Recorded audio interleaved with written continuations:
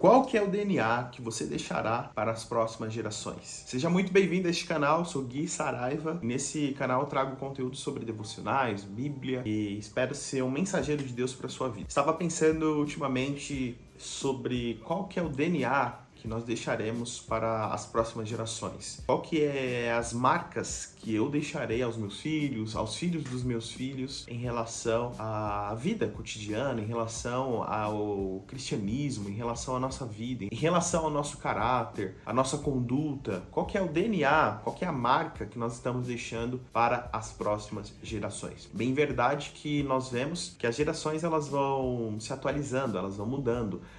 Os comportamentos passados, de décadas passadas, não são o mesmo hoje, mas o Evangelho ele é central, o Evangelho ele é exclusivo, o Evangelho ele é único.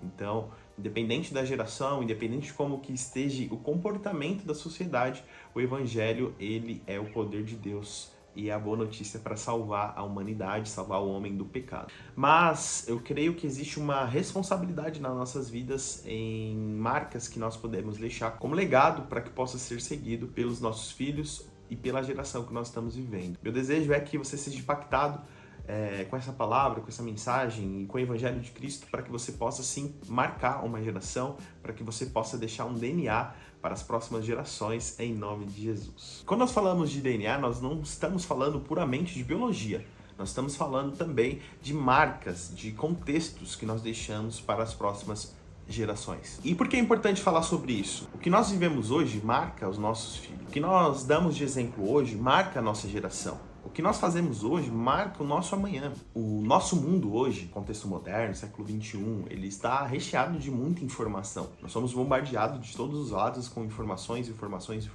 Hoje tem internet, nós temos a inteligência artificial que é carregada de informações. Tinha um estudo que eu li, vou até deixar marcado aqui, que diz que hoje no século XXI, no ano que nós estamos, uma criança de 7, 8 a 9 anos, ela recebeu mais informações do que o imperador romano naquela época antiga. Não que ela seja mais inteligente, mas ela recebeu mais informações, ela foi bombardeada de informações do que no contexto histórico ali do período romano. E por que isso é importante, Porque são muitas informações que nós recebemos, nós, jovens, adultos, crianças, adolescentes, recebemos no nosso dia a dia. E por isso que a construção de um DNA, a construção de uma marca forte é muito importante para que as nossas gerações possam crescer no conhecimento de Jesus Cristo, crescer no conhecimento de Deus. E existe um texto muito interessante na palavra do Senhor que fala sobre o rei Ezequias, que ali ele recebe um decreto de que ele iria morrer, mas como Ezequias foi um rei importante naquele contexto, ele foi um rei que fez reformas, ele foi um rei que restituiu ali a presença de Deus naquele ambiente, ele foi um rei que fez reformas religiosas importantes, ele tem ali um saldo com Deus, vamos dizer assim, e aquele decreto de morte que ele recebe, ele é revogado, Então ele é acrescentado ali mais 15 anos de vida para o profeta Ezequias. Mas o que é interessante é que ali na advertência que ele recebe existe uma instrução clara do Senhor para com ele. Através do profeta Deus diz: Ezequias, coloca a tua casa em ordem. E nós vemos na história que Ezequias ele se preocupou muito com o decreto de morte, ele ora e aquele decreto é revertido. E Ezequias ficou muito feliz quando ele recebe ali a notícia que o decreto dele foi revogado e que ele iria ter mais 15 anos de vida. Porém, ele não se atentou ao que o profeta disse: põe a tua casa em ordem. E o que Ezequias faz? Pelo contrário, ele abre a sua casa para os inimigos, ele mostra tudo o que tinha, ele mostra os tesouros da casa de Deus. Em um contexto de muitas batalhas, ele acaba mostrando as suas fragilidades para o adversário. E isso é muito complicado. Tem também uma advertência do profeta, Porque você abriu e mostrou todos os seus tesouros às nações inimigas. Ao invés de Ezequias colocar a sua casa em ordem, pelo contrário, ele expõe a sua casa. E isso tem consequências drásticas dentro da história bíblica e também trazendo para os nossos dias. A partir do momento que Deus nos traz uma advertência para colocar a nossa casa em ordem e nós não a colocamos, e pelo contrário, nós fazemos abertura para outras coisas, nós abrimos a nossa casa para outros contextos, para outros conteúdos, para outras coisas que não agradam a Deus, muitas das vezes nós estamos criando um distanciamento da nossa geração, do DNA que nós precisamos deixar para eles. Se Deus está te instruindo a você colocar a sua casa em ordem, faça isso. Não abra a sua casa para o adversário. E quando nós não colocamos a nossa casa em ordem, nós temos consequências, infelizmente, complicadas.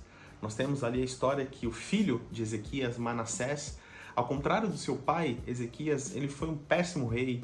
Ele colocou a idolatria de novo ali naquele contexto. Ele trouxe consequências horríveis para o povo, a qual ele estava ali gerenciando, reinando sobre aquele povo. Ou seja, ele restituiu os altares que Ezequias tinha destruído, ele fez sacrifícios em vãos, ele queimou até o seu próprio filho como sacrifício a outros deuses.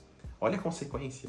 Ezequias, um rei próspero, um rei de Deus, um rei que fez reformas importantes, ao não ouvir um decreto de Deus importante, o seu filho passa a ter ações que não condiziam até com o caráter de Ezequias. Então tudo que Ezequias construiu foi destruído pelo seu próprio filho, Manassés. E tudo isso começou quando? Quando Ezequias abriu a porta da sua casa, quando Deus disse para consertá-la. Se Deus está te falando para você acertar algo na sua vida, acerte.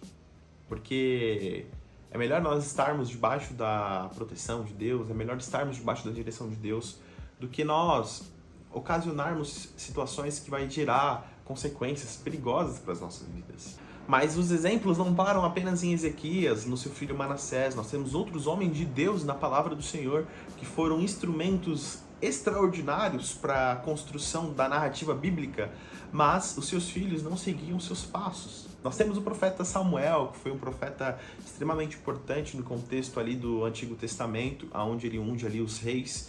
Ele passa a instituir a monarquia ali em Israel, a partir de Saul, depois de Davi e, consequentemente, ali na sua geração. Samuel foi um homem incrível, um profeta assim, sem mancha, sem mácula dentro do seu processo ali, que ele foi levantado.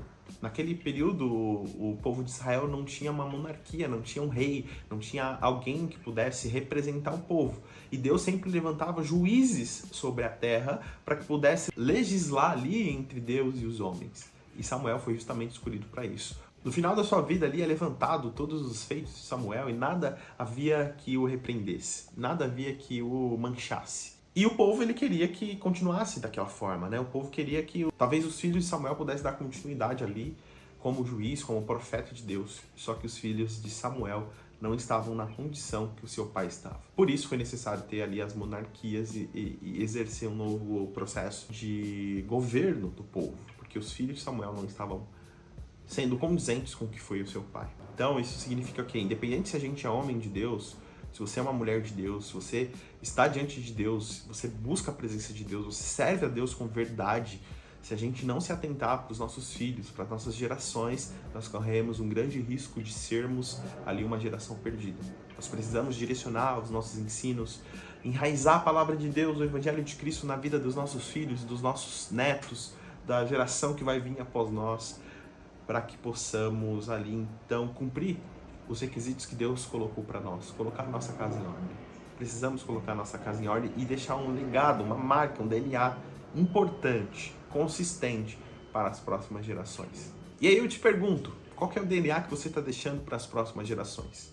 Qual que é as marcas do Evangelho verdadeiro de Cristo que você está deixando para as próximas descendências? Porque você ser servo hoje não garante que seus filhos serão amanhã. Mas nós aumentamos e muito as nossas possibilidades quando nós aplicamos algumas coisas importantes. Ensinar o temor do Senhor, ensinar a obediência, ensinar a vida devocional, ensinar a vida congregacional, ensinar oração, ensinar a leitura da palavra, ensinar princípios que estão sendo hoje negligenciados dentro das famílias. Uma casa alinhada, onde os pais têm seus papéis bem delimitados.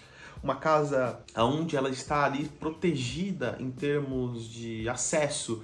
Uma casa onde existe explicação, uma casa onde existe, de uma certa forma, disciplina, sabe? Nós precisamos fazer isso. Porta fechada para o inimigo e um verdadeiro evangelho dentro da nossa casa. Qual que é o DNA que você está deixando? E se essa mensagem falou contigo, se essa mensagem falou com você, eu peço que você só curta esse conteúdo para que mais pessoas possam ser alcançadas. Peço que você se inscreva também nesse canal para você receber os vídeos que estão sendo lançados, para que você também receba essa comunhão aqui e possa ser abençoado por Deus, tá bom?